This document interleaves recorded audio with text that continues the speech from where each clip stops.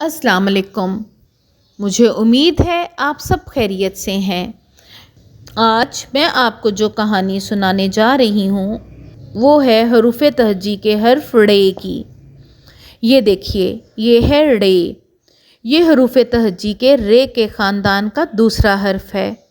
اس کے اوپر ایک چھوٹی سی توئیں ہوتی ہے اور اس کی ابتدائی آواز ہوتی ہے ڑ۔ حرف ڑ بھی حرف ر کی طرح ایک فرشی حرف ہے کیونکہ یہ لائن کے اوپر لکھا جاتا ہے۔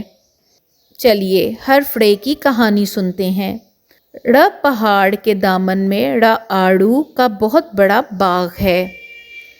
ایک دفعہ دوبارہ سنیں۔ ڑ پہاڑ کے دامن میں ڑ آڑو کا بہت بڑا باغ ہے۔ پیارے بچوں یاد رکھیں، حرف ڑ سے کوئی بھی لفظ شروع نہیں ہوتا بلکہ یہ الفاظ کے درمیان میں یا آخر میں آتا ہے، جس طرح پہاڑ کے آخر میں آتا ہے ڑ اور اسی طرح آڑو کے درمیان میں آتا ہے ڑ۔ اسی لیے اس سے کوئی بھی لفظ نہیں بنتا۔ اور یاد رکھیں یہ جو ڑ ہے یہ ایک فرشی حرف ہے جو لائن کے اوپر لکھا جاتا ہے اس طرح سے، اور اس کے اوپر ایک چھوٹی سی توئیں ہوتی ہے۔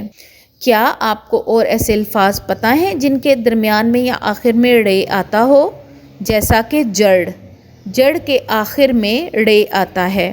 اگر آپ کو ایسے کچھ الفاظ پتہ ہوں تو ضرور اپنے دوستوں سے اس کے متعلق گفتگو کریں۔ آپ حروف تہجی سیکھتے رہیں۔ میں اگلی ویڈیو میں اگلے حرف کے ساتھ آؤں گی۔